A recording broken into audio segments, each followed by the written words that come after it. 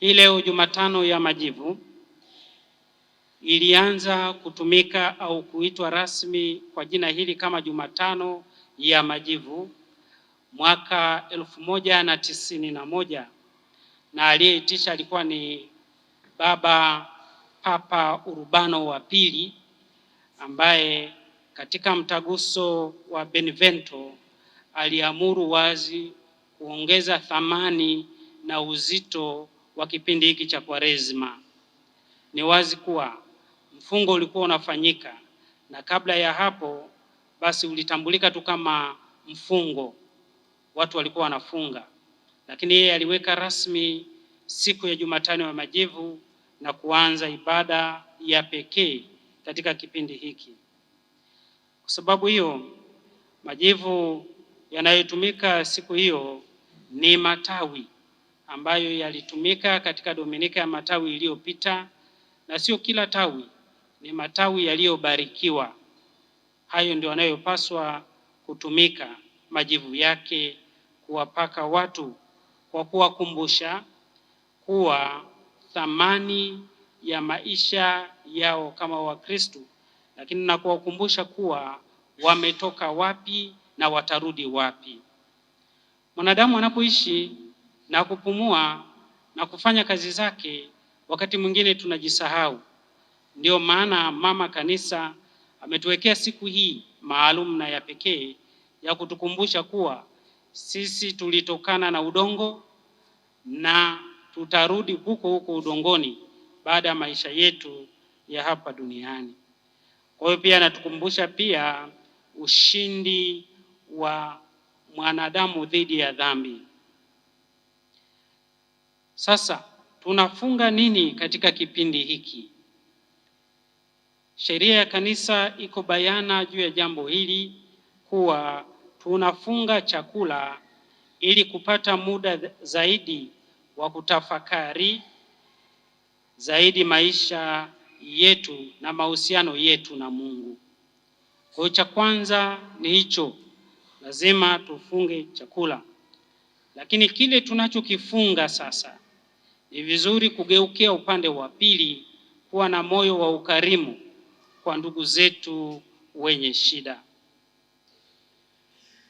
Na katika hilo, kwa ishara hiyo ya majivu ambayo yametokana na mitende tunayopakwa, yanatukumbusha pia thamani ya kuwaangalia wanadamu wenzetu ambao wapo katika mahangaiko. Na nilisema wazi kuwa ni mitende. Siku hizi kuna teolojia nyingi zinazaliwa. Hivi karibuni tu nimesikia kuna baadhi yetu wamepeleka vitabu vilivyochakaa, Tafakari Nasi, na vitabu vingine kwa paroko mmoja ili viende vikachomwe na majivu yake yatumike leo kupakwa waamini. Si kweli. Hiyo sio teolojia ya Kanisa Katoliki. Kanisa Katoliki bado tunasisitiza tunatumia majivu yaliyotokana na matawi yaliyotumika katika Dominika ya Matawi. Kwa wale wote au wote ambao mna teolojia zingine au umevuviwa tu na wewe na teolojia yako, uwe mkarimu, mpole na mnyenyekevu. Fuata mafundisho ya kanisa. Usitengeneze kanisa jipya ndani ya kanisa hili. Kama unataka unaweza kutengeneza lingine, lakini sio hapa. Kwa hiyo hatutumii vitabu wala hatutumii shajara ili kupata majivu ya kupakwa leo. Tunatumia miti ya mitende ambayo tulitumia. La pili tunaloliangalia katika siku hii ya leo ni kujikatalia. Sisi ipo tofauti kati ya kufunga na kujikatalia. Tunafunga chakula, tunajikatalia vitu mbalimbali. Sasa hapa ndio wanakuja wale watu wanasema kuwa mimi najikatalia kuvuta sigara, najikatalia pombe, najikatalia nyama. Haya ni kujikatalia. Lakini kufunga, tunafunga chakula. Na sheria ya kanisa iko wazi, kufunga chakula ni siku ya Jumatano ya Majivu na Ijumaa Kuu. Hizi zimewekwa bayana. Tuna tofauti ya uelewa na mafundisho ambayo yasiyo sahihi. Wapo wanaosema hivi kuwa ile sheria inasema hivi kuwa funga siku ya Jumatano ya Majivu, usile nyama siku ya Ijumaa Kuu. Kwa hiyo wapo wanaosema hivi kuwa Jumatano ya Majivu ni kufunga, alafu Ijumaa unaruhusiwa kula lakini usile nyama. Si kweli. Fundisho ni hili: unafunga chakula na vyote Jumatano na unafunga chakula na vingine Ijumaa Kuu. Ili naomba muelewe, na wale wote mliopinda katika hili, siku hii ya leo mrudi. Ndio hiyo sababu sasa ya kurudi, kutubu na kumrudia Mungu. Kwa hiyo ni wakati pia wa kuonyesha kujikatalia mambo mbalimbali ya starehe na anasa ambayo tunakutana nayo au tumeyazoea katika maisha yetu. Sio lazima sana katika maisha yetu, lakini tumeyazoea haya mambo haya. Kwa hiyo tunapaswa kipindi hiki kujikatalia, na sababu na yenyewe kujikatalia ni hiyo hiyo, kujiweka karibu zaidi na Mungu, kutafakari juu ya maisha yetu. Sasa mtu hawezi kusema kuwa, na si kweli, haturuhusu kabisa mtu kusema kuwa mimi nafunga dhambi. Dhambi haifungwi. Dhambi, ndugu zangu, inaachwa, sio inafungwa. Tukiruhusu hapa watu waseme kwa haya, wewe funga dhambi, mfungo ukiisha anafanya nini huyu mtu? Anarudia tena ile dhambi. Dhambi inaachwa, haifungwi. Kwa hiyo wale wote ambao tunasemaga hivi, mimi nimefunga dhambi hii, nimefunga ile, tuache hizo dhambi hizo. Mungu hazitaki na hazipendi. Hayo ni mazoea mabaya. Lakini katika kipindi hiki tusifunge kutenda matendo mema, na hayo hasa ndio yanatuita na kutualika kweli kuyafanya katika kipindi hiki. Matendo mema, tusifunge kufanya upendo au ukarimu kwa wenzetu. Tusifunge kufanya kutoa, kuwa na huruma au kufanya matendo ya huruma kwa wenzetu. Tunatambua wazi kuwa kuna matendo yale ya huruma ya kimwili na ya kiroho. Hayo sasa sio wakati wa kuyafunga, ndio wakati wa kuyafanya, ndio wakati wa kuwajali wenzetu kwa karibu zaidi. Tusifunge kufanya kazi. Tunasema hivi kuwa mimi nipo mfungo wa Kwaresma, sasa sina nguvu, siwezi kuendelea na kazi. Funga yako haina maana. Huu ndio wakati wa kufanya kazi zaidi kuliko wakati mwingine. Ni wakati wa kuwajibika zaidi. Usiseme hivi kwa sasa mimi naacha kwa sababu nimefunga, siendi kazini. Utafukuzwa kazi. Tujitahidi kuwa waaminifu. Kama unafikiri kuwa kufunga kutakufanya usifanye kazi, usifunge. Nitawaeleza baadaye kuwa wakina nani wanapaswa kufunga na wakina nani hawapaswi kufunga kwa lazima. Alafu wengine watafunga kwa hiari wakiamua. Sheria ya Kanisa namba 1249 mpaka 1253 inatupa ufafanuzi juu ya habari ya kufunga. Kufunga ni lazima Jumatano ya Majivu na Ijumaa Kuu. Sheria hizi ukienda kusoma utazikuta hizo zinabainisha mambo hayo.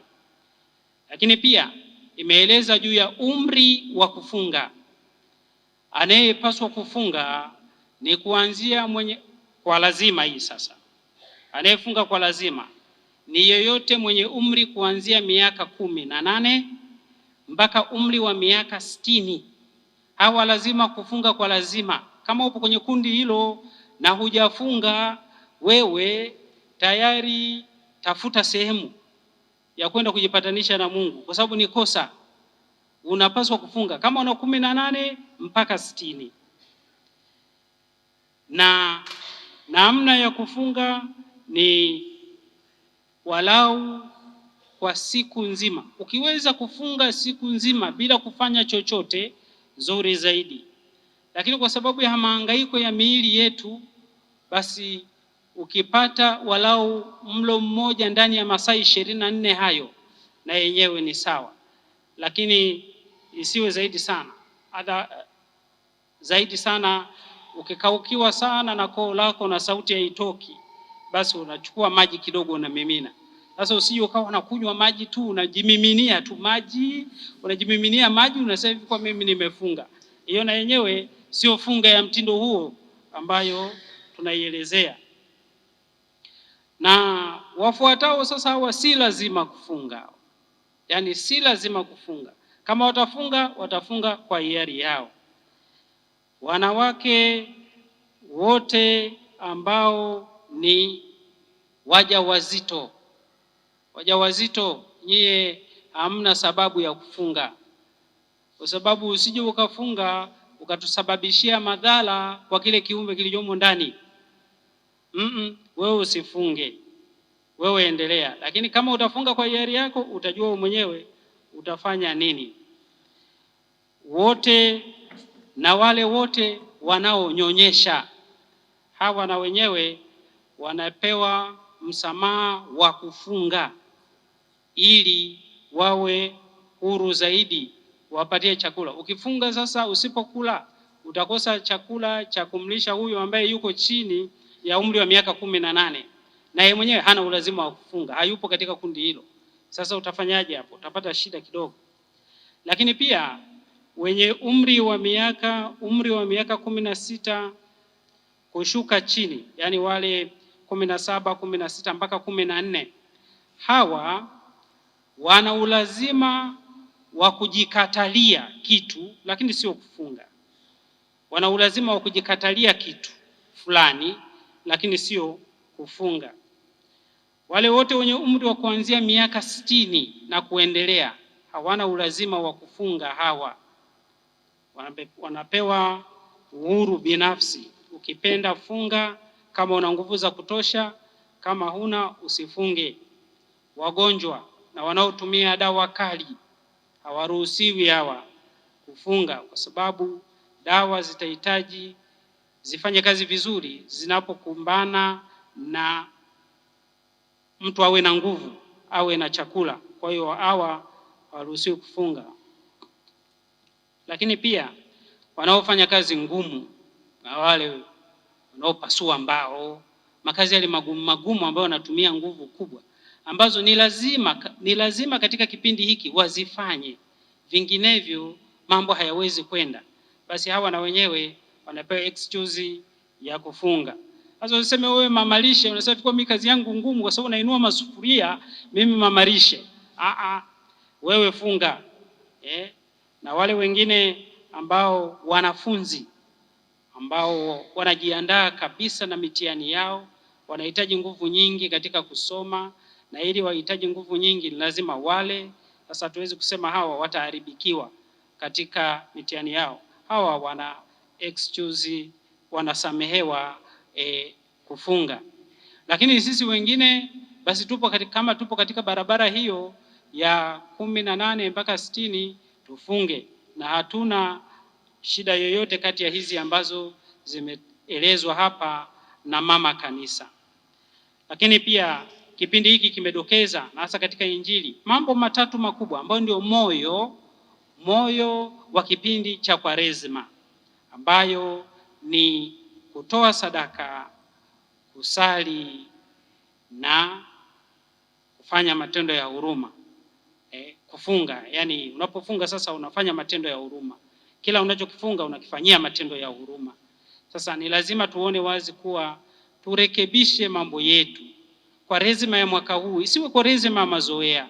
Tumezoea Kwaresma hizi na Kwaresma za mazoea, wakati mwingine hatuzami ndani, hatutafakari, na tunashangaa tu kuwa baada ya Jumatano ya Majivu tunakutana tena hapa siku ya Ijumaa Kuu, baadaye Pasaka imeingia. Tufanyie kazi mwaka huu. Je, mimi kweli nasali? Tusali kweli.